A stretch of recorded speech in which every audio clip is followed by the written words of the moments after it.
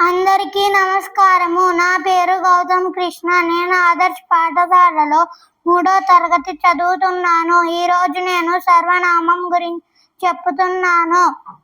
నామవాచకానికి లేదా పేరుకు బదులుగా వాడే పదాలను సర్వనామం అని అంటారు. ఉదాహరణ: ఆమె, అతడు, అది, వారు, మేము, నేను మొదలైనవి. లత మంచి బాలిక. ఆమె చాలా తెలివైనది. ఆమె సర్వనామం. వారు చదువుతున్నారు. వారు సర్వనామం. పిచ్చుకలు అక్కడ ఉన్నాయి. అవి ఎగురుచున్నవి. అవి సర్వనామం.